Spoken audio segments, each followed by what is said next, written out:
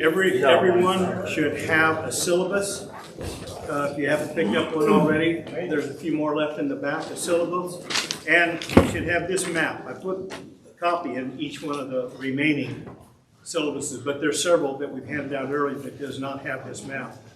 I'd like for you to have this map for this class, because this is going to be very helpful. If you don't have it, they're in the back there. And you know what? Mario is heading that direction. I bet he could pick them up. He's going to do that right now, and he's going to hand them out. Yeah. So if you need this map, raise your hand, and Mario will give one to you. Sure.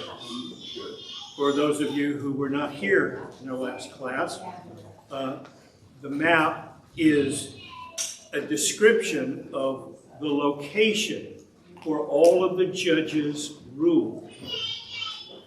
Is there a baby in here?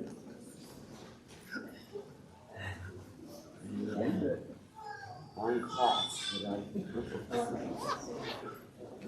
Oh, that's Yeah, if you need a map, raise your hand. Rail, you got it.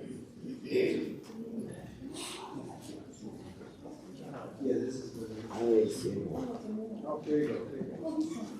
Two.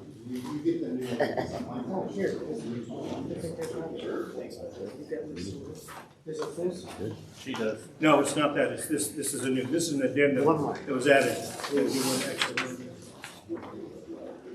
Thank you. In the blacks, the name of all of the judges. And the purpose of this map, one of the reasons for this map, is to show how widespread and then how isolated each of the judges were.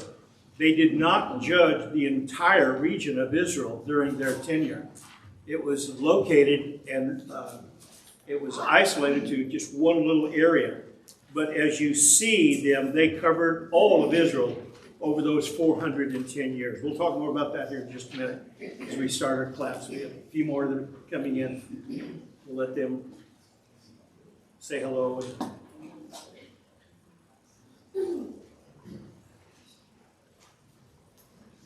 Okay, let's bow and have a word of prayer. Let me get this. Our Holy Father, how great and how good, how mighty, how glorious is your name. You're the only true and living God, King of kings and the Lord of lords, the creator of heaven and earth, and there is no one like you. This is your day, Father, and we are grateful. We feel privileged and blessed that we can assemble in your name this day to worship you, to call upon you, to thank you and remember what you have done for us through your Son. We are particularly grateful this time for the opportunity to open your word, to read from it, to learn from it, to know how you felt, and what you thought and said and did for your children so long ago. We learned so much from your word, for we know that those things were written aforetime, were written for our learning. Help us, Father, as we learn more. Help us to walk closer with you. Help us to be better disciples, brighter lights for the world, for our families, our children. Give us the wisdom, Father, and the understanding to raise our families in your nurture and your admonition. Please forgive us when we failed you, and we ask, Father, that you will bless us in our service later this morning, that you will be glorified. Through Christ we pray. Amen. Amen. All right, as we have mentioned, and as you can read in the syllabus here, that this is not a book of heroes. These are anti-heroes. Many of these people are deeply flawed, but they came for one purpose, and that was to lead or deliver the people away from their oppressors. And you will see, as we have here in the syllabus, and I think as we have in the pictures here in just a moment, the theme of our class here is the Canaanizing of Israel. The intent from God was for Israel to come in and wipe out the promised land, the Canaan, and make it the promised land. So it was the land of Israel.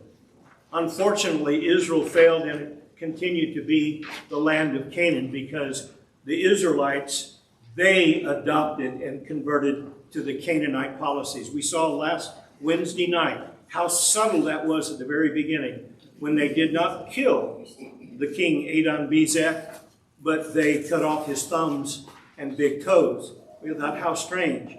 That was a Canaanite custom, and they were already adopting the customs of the Canaanites. Very subtle, but it got bigger and bigger and more and more. And so this is basically a 400-year history of how Israel left their faith in God and became basically citizens of Canaan. And this is the map that we have handed out that you have, that basically showing the regions where these judges would judge. And from the north to the south. But they were not widespread. They were regionalized in their region. But in the process of that 400-year span of time, all of Israel had been affected by this. In one of the charts that we have in the syllabus, as you'll see that it would touch every tribe. Every tribe is going to be touched by this. Not all at once, not all simultaneously, but one by one, they all fell in that region. The heartbreaking thing is the chapter 2 opens, whereas we studied Wednesday night. I know we had a lot of people gone Wednesday, so I'm going to take just a couple of minutes to review, where the second chapter opens with the angel of the Lord, who is the Lord himself. And that word implies it's not Michael or Gabriel or any of these. It's Malachim Yahweh. It is the angel of God. It's God coming as an angel.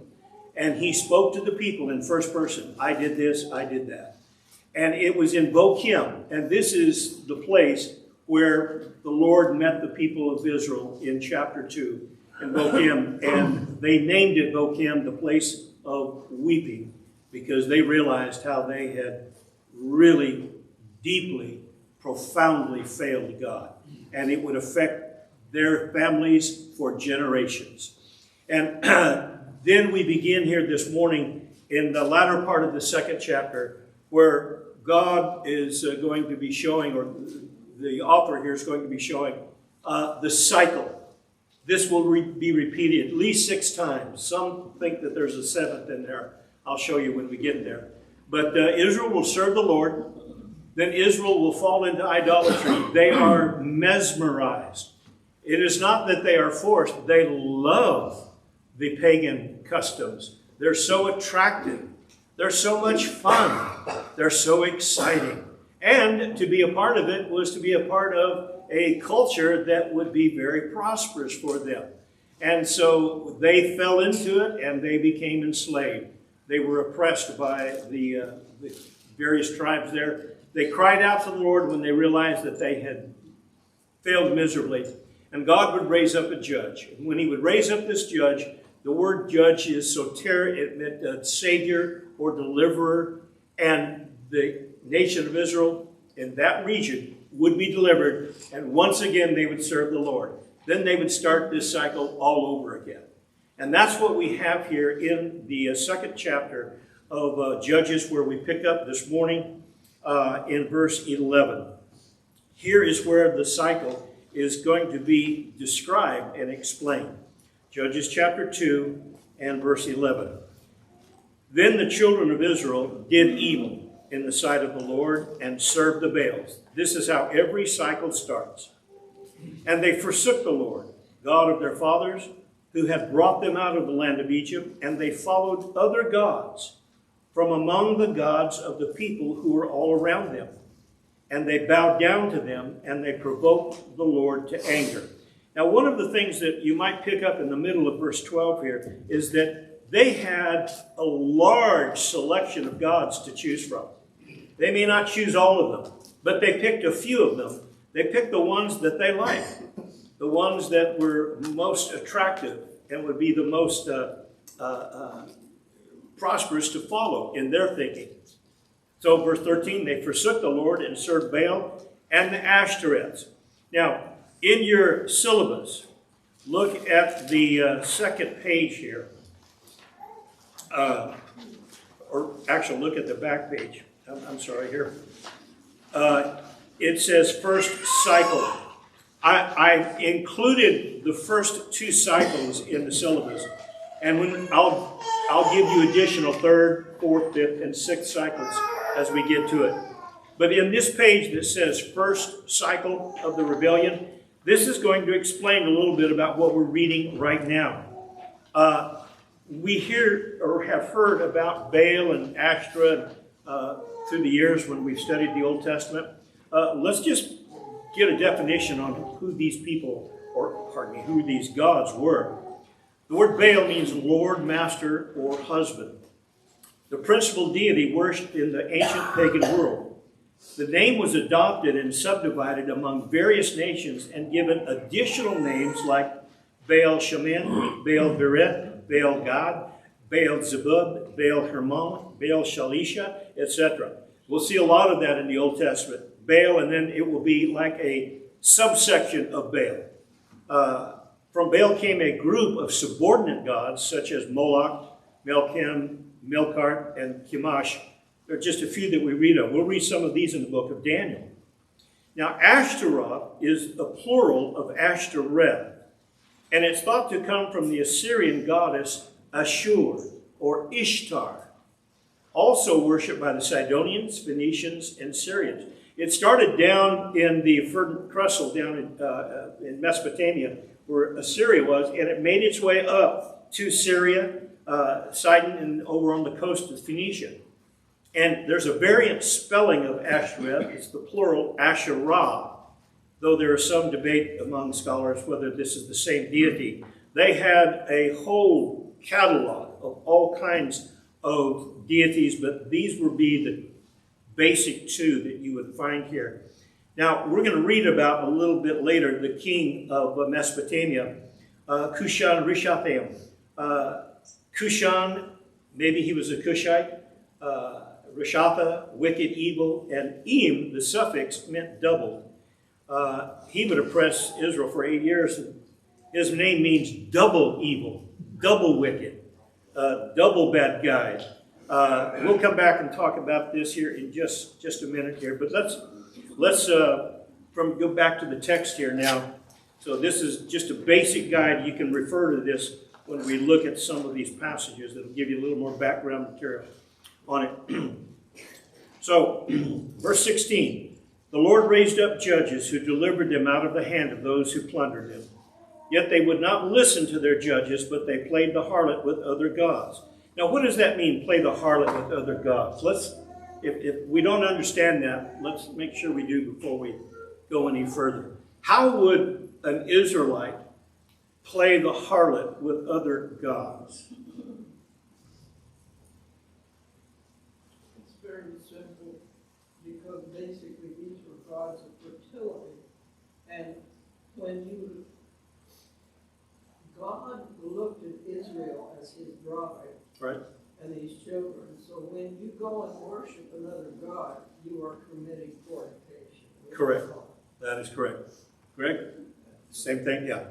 We're wedded to the Lord. I mean, all we have to do is go to Ephesians 5, and we see about how we are the bride of Christ. Well, that was not a new thought. That was all the way back at the beginning. It was God's intent always that he would have a people that was his own, that we would be his people, he would be our God, and we would be faithful and monogamous to God. And now they go into this land and they commit spiritual fornication with every god in the land by worshiping them. Now, God sees this, and understandably so, as unfaithfulness all the time, everywhere. And this is why God is angry. And maybe as a small child, someone might think, well, that's pretty narrow-minded of God, to be so angry at all of these other gods. No, it's not, because a child may not fully understand that, but an adult will. Is it okay for your wife or your husband to go play the wife of a husband to 20 other people? No. That violates the most basic, fundamental relationship that we have as a husband and wife. We'll study this, I promise, sometime this year in the future, not too far off. But the most fundamental, basic relationship that starts all the way back in Genesis is husband-wife. And God didn't create 2 or 3 husbands and 2 or 3 wives and said, you guys just do whatever you want. It was one and one. Daniel. Of course, pretty obvious, but compelled to say it is, how many times were they warned about exactly this? I mean, Moses told them a zillion times with the generation that died off, right? And then he reminded the fresh generation that's not any of the ones that were supposed to be eliminated because God was done with them, right? They wouldn't enter the promised land. He told them again, like, all right, here's what you got to do. I'm telling you. Yeah. And if you don't, basically predicted this, right? Basically Right. told them, like, you're going to cry out, but you'll find them, so there's always hope. He always says, Makes you amazed at the patience of God. And could that be true today? God telling us over and over and over, and we still just do whatever? Yeah. Okay, all right, so here, this is how he is angry with them. So he raised up judges to deliver them, yet they would not listen, verse 17. This is a common theme. They would not listen to him. They turned quickly from the way in which their fathers walked. In obeying the commandments of the Lord, they did not do so. Now, it's easy to sit here and look back at thousands of years and criticize people for shortcomings. I know that, and we don't want to be guilty of that.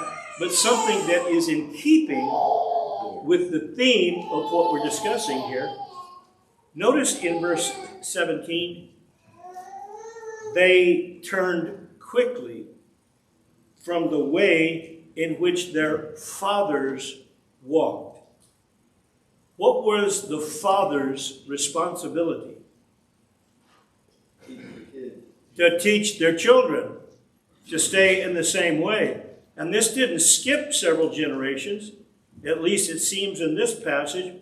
They quickly turned from the way in which their fathers walked in obeying the commandments of the Lord. They did not do so.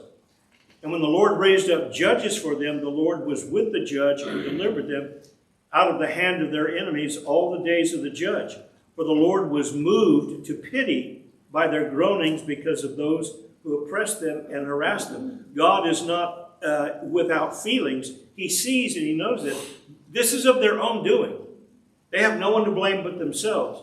But God still has compassion or pity upon them. And so he sends these judges.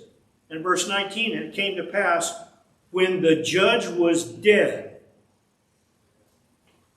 It came to pass when the judge was dead that they reverted and behaved more corruptly than their fathers by following other gods to serve them and bow down to them. They did not cease from their own doings, nor from their stubborn way. We mentioned at the beginning of this class, when a cycle would finish and the next one would start, they would cycle down further and further away from God. They didn't just repeat, they spiraled down, spiraling out of control. And if we'll see this so many times, but one of the things that impresses me about the book of Judges, not in a positive way, but in a very sobering way, is that this is a great example, a 400-year plus long example of how men cannot rule themselves. Now, I know there are people who probably argue with me on that. Politically, academically, vocationally, whatever. Spiritually, men cannot govern themselves because they look to themselves for the government, for the laws, the rules, the decision of what's right and wrong. The moment they get away from God, it's just like this over and over. It's a broken record. It's an old story. So if there's one thing that I'm impressed with at the end of Judges is that I dare not leave the direction of God, because that's the direction that will always lead me to truth and to life. But when these people were left to their own and given the best of everything and the best land and the promise of getting help from the Lord, they still went their own way. And it's just a sad chapter in life. Billy? Are we not so different? No. That's why we study it right now. That's exactly right. Let's I don't mean to embarrass you, Billy. Let's remember his words for the next few months as we study this. Are we any different? We can only answer that for ourselves. We can't answer it for each other. Okay, here the cycle is described. And this is going to set the stage in just a few moments for this first judge. Verse 20 says, Then the anger of the Lord was hot against Israel, and he said, Because this nation has transgressed my covenant, which I commanded their fathers, and has not heeded my voice. There's the distinction. They wouldn't listen to the fathers, they wouldn't listen to me. I also will no longer drive out them before any of the nations which Joshua left when he died, so that through them I may test Israel, whether they will keep the ways of the Lord to walk in them, as their fathers kept them or not. Therefore the Lord left those nations without driving them out immediately, nor did he deliver them into the hand of Joshua. Now this is simply a repeat of what we read back here in verse 3 in this chapter as he begins. Now this brings up an important point for us to understand.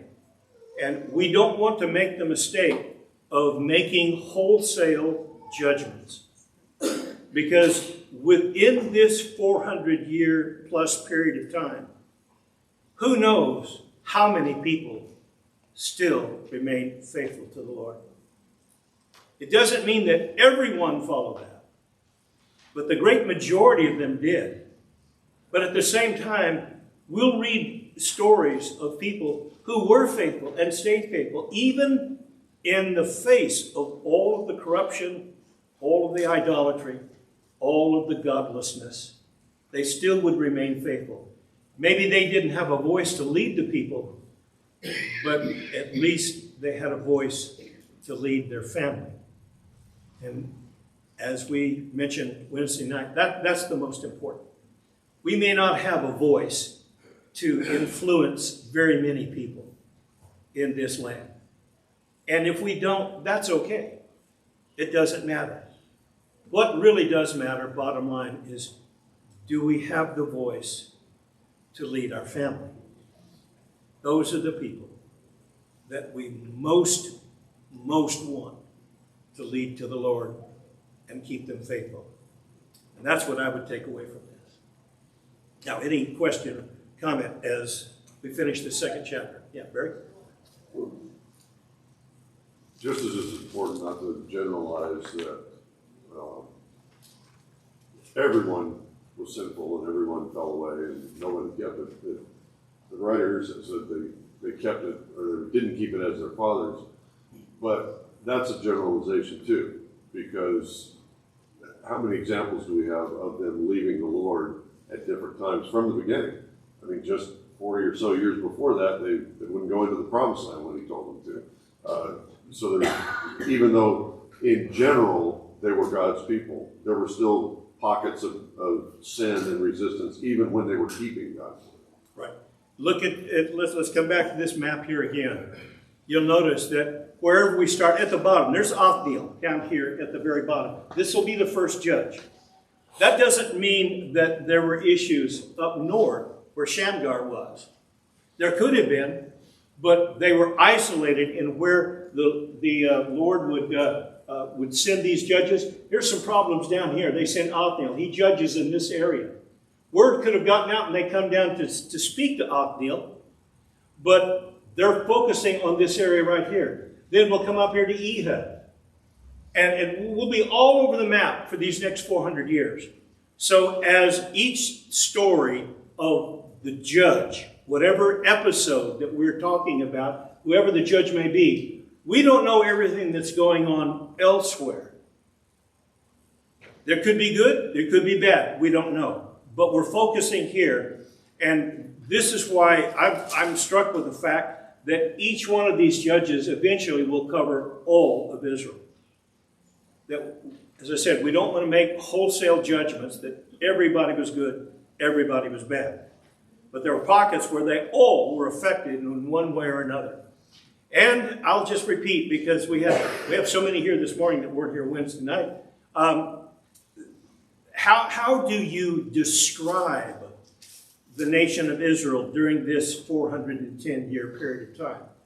What headline would you put on it? Well, our country isn't even 250 years old. Our country is just a little over half of how long the Judges period was. What one headline would you put on our country?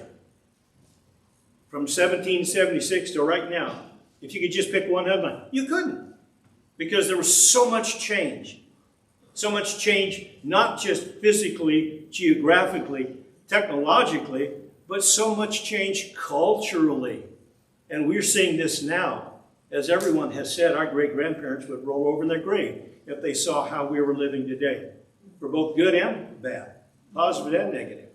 So this is a much longer period of time. So no telling what all is going on here. The Holy Spirit has chosen these men at these times to describe to us the behavior of these people who are supposed to be children of God. So that's why we have this book that shows these cycles right here. Any question or comment about that? I have one. You have to realize that God's always been a remnant, or He's always had a remnant that was faithful to Him. Right. And consequently, we cannot put focus on what the world is doing. Obviously, they didn't know. They didn't have worldwide news as we have. Yeah, God's always dealt with the remnant. Right. And the prophets talk about that, the remnant. that's the theme of Isaiah, that there would be a remnant that would return. And that really brings up a good point that I'm just going to take the time. I told you we're not going to rush through Judges. I'm just going to take the time to preach this 30-second sermon. That there is so much going on in our world right now. What am I going to have to worry myself with?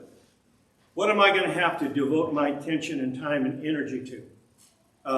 It's not what's going on around the world. What I need to do is focus my attention and energy on my family. And if every person did that, this world would be a lot stronger. It would be a lot easier to live in. But people can just go crazy. They're worried about this and about that and all. There has always been and always will be.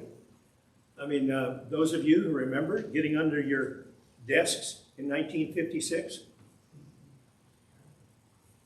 you jumped under the desk because of a nuclear attack. Well, I'm sure I'm glad this desk is going to protect me.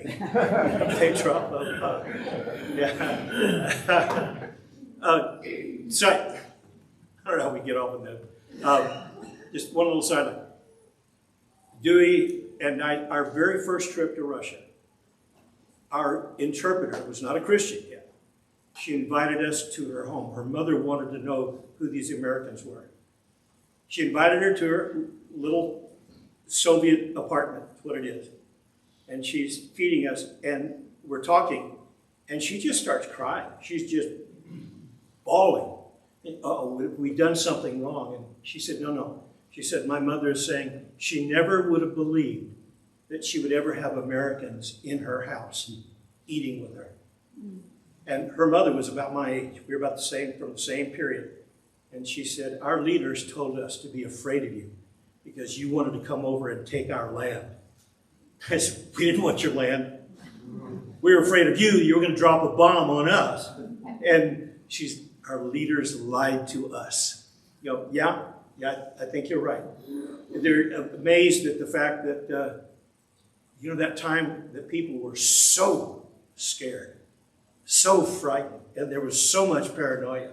It was on both sides, and both sides, as it turns out, were fueled by the leaders, by the people, but the citizens, they just wanted to live in peace. And so it was a great experience to speak with someone like that who was from the other side. And, anyway, I don't know how we got way off on that. But back here in Judges is that there's all these things that are going on all around here. And some are good, some are bad. Some can be tenuous. Some are very volatile, just ready to blow up any minute. And so some of them they're taken captive oppressors, and God comes to their rescue time and time again. That underscores the great patience and loving kindness of God, even when his people are so rebellious. All right, chapter 3 now. Here's where we begin. Verse 1. Now these are the nations which the Lord led, that he might test Israel by them. That is all who had known any of the wars in Canaan. This was only so that the generations of the children of Israel might be taught to know war, at least those who had not formerly known it. That is an interesting statement.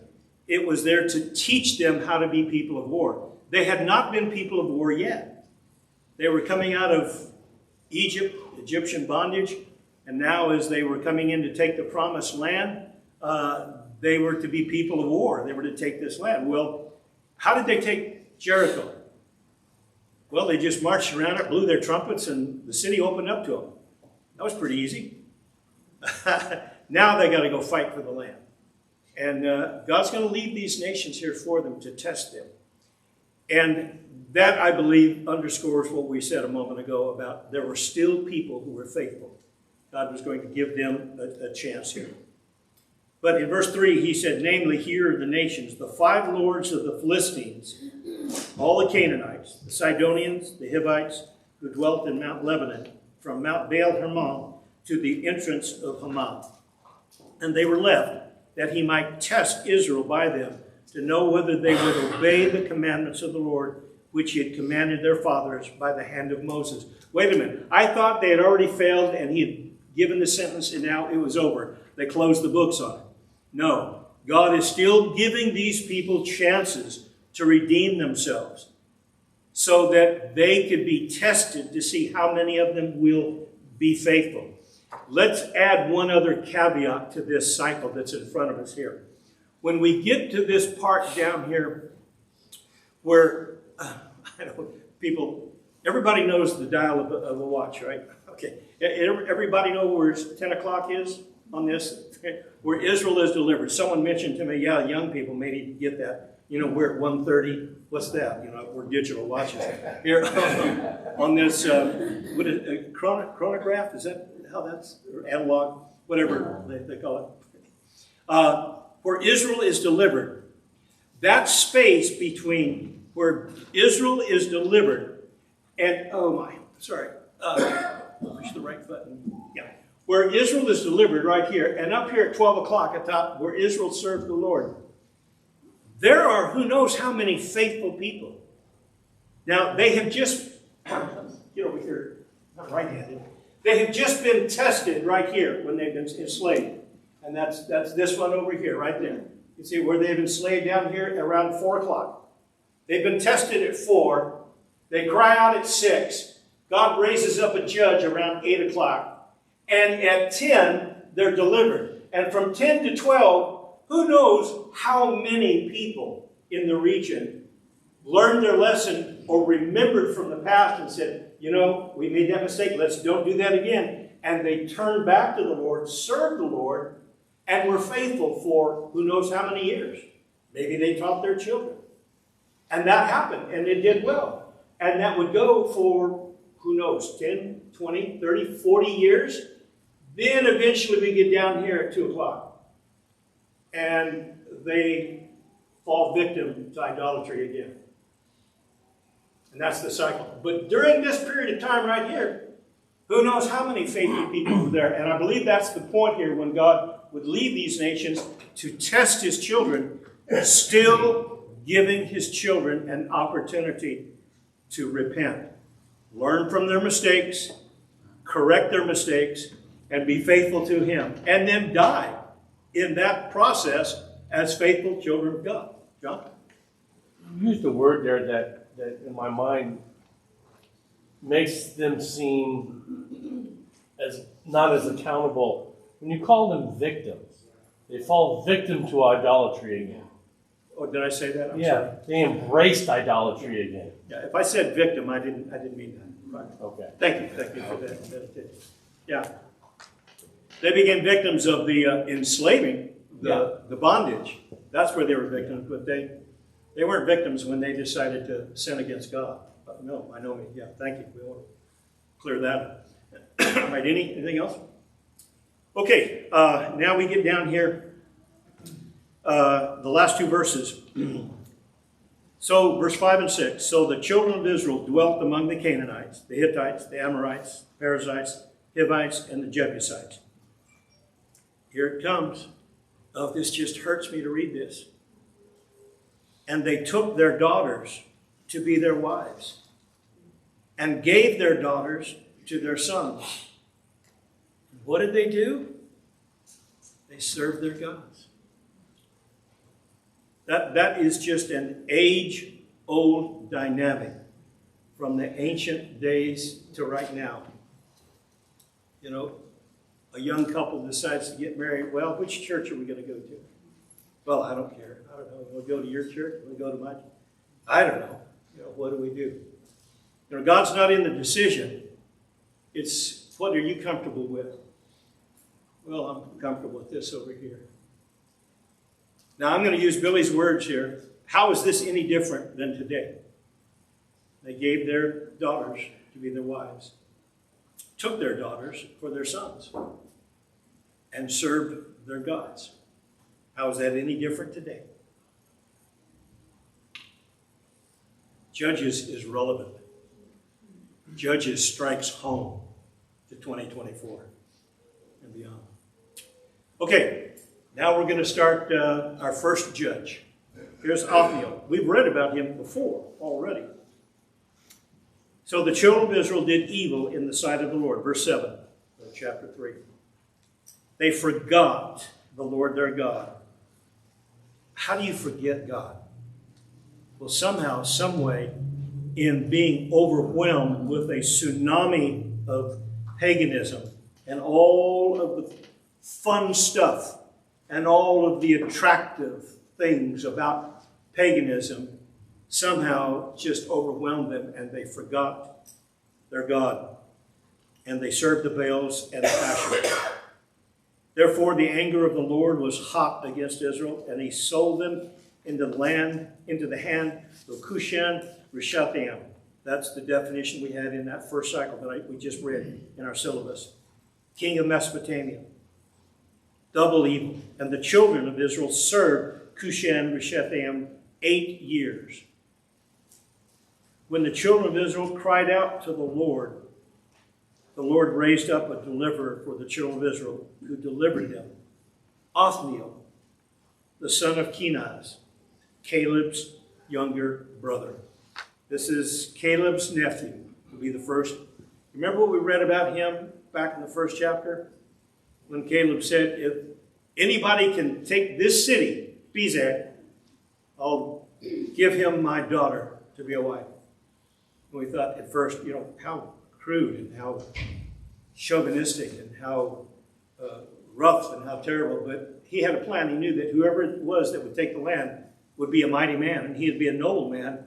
And Caleb was right, because he would end up being the first judge. So he was no minor figure in the history of Israel. And so Othniel comes and he takes them away. I mean, he delivers them from the Mesopotamians. And notice it was only 8 years, that period of time where they are enslaved down here at 4 o'clock. Israel is enslaved and they cry out. So that's a period of about 8 years in there. God raises up the judge. Othniel comes. Verse 10, the Spirit of the Lord came upon him, and he judged Israel. He went out to war, and the Lord delivered Cushan Rishathaim, king of Mesopotamia, into his hand, and his hand prevailed over Cushan Rishathaim. So the land had rest for 40 years. Then Othniel, the son of Kenaz, died. All right? There at 10 o'clock, Israel is delivered. From 10 to about 1:30 or 2, they had 40 years of peace. What can happen in 40 years? A lot can happen. How many kids can be born? How many grandchildren? Generations. There we go. So he came, and as the deliverer who had the Spirit of the Lord with him. So Othniel is a hero. Othniel is the guy that comes and he goes against them. Notice it says he judged them. Now, we're going to give a little added dimension here to this idea of judge here from Othniel. In verse 10, it says, the Spirit of the Lord came upon him, and he judged Israel. He went out to war. He made a decision. You know, if you've ever been in a group of people, let's say there's 4 couples. You got 8 people.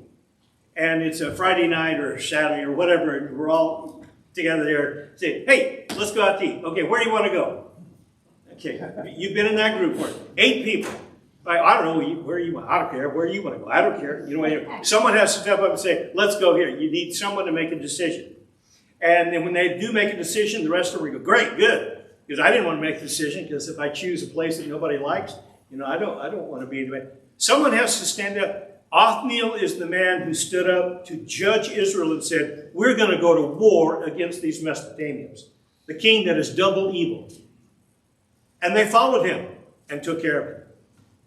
That's one of the attributes, that's one of the obligations or duties and manifestations of a judge in this book, is that they would make decisions for the people. It might be minor, and during their tenure of 20, 30, 40 years, they may hear lots of cases, but they would hear and they would make a decision. One of the interesting things, I'll be sure someone remind to put this in our pictures here for Wednesday night, is that many of the ancient cities, particularly in this area right here, one comes to mind, Hazor, another one is Bethsaida, is that the walls that they have excavated, when they have gone to the front of the city, very often there will be some stones that are about roughly 8 foot square. And that 8 foot square, you can see some stones that are laid within there. That was the seat of the mayor, basically is what he was, the king, the judge, the leader of that city. And he would sit there, and they had a canopy over him, and at the entrance of the city, the people would come and bring their case, and he would hear cases of people, complaints or problems all day long. Then he would make the decision. That was the law. They'd move on. So in one respect, this concept of judge here in the book that we're studying right now is not all that new. All of the city-states had that. They would have one man who was the leader, who was the judge, the king, and he would have that authority that everyone would recognize and would follow. And when he said, we need to do this, they would do that in unison. And the advantage here is that the judges in this book were not elected or did not come to their power by might. They were chosen by God. So that's a big difference. So here comes this man that God says, here's the judge. Listen to him. Right? And remember, throughout all this time, they do have a king, and it's God. They don't see that. That's right. If you didn't know what Greg said, all along they did have a king. It was God. But it was not good enough for them. And you know what happens after Judges? Give us a king like the other lands. That's and Samuel apologizes and says, Samuel, it's not you, it's me. I just have a question. Are we looking at this from respecting the office of the judge or the respecting the individual of the judge? The individual person. Because you know there's an office, right? The judge is an office. Right, yeah. I mean, there's a reverence or respect for the office, but maybe not necessarily for the individual. But in this case, are we talking about individuals or are we talking about offices that are being occupied by individuals? It's going to be both, and they're going to alternate. When you get to Samson, how are you going to appreciate that? How are you going to respect Samson? Samson was a walking contradiction. That was a mess. But it was the position he had to make the decision. So the question is, it could be both. Sometimes just one. It depends on the circumstance. But here the office was appointed by God. But the people came in all different kinds of varieties. Kelly? Those judges also serve as basically the generals of the military because of going out to war with them? Correct.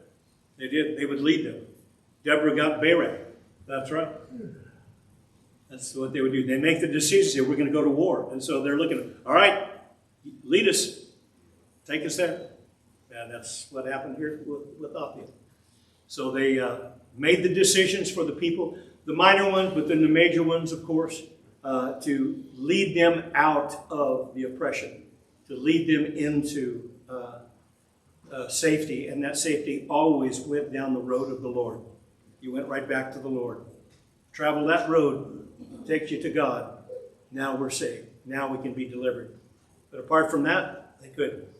Interesting thing, we'll just say in the last, before the buzzer goes, is that some of these individuals, as flawed as they were, and some of them deeply flawed, would always remember who God was and would always turn back to God for the direction and for his deliverance. Is there a hand there? Yep. Right. I mean, even Gideon, his family had an altar.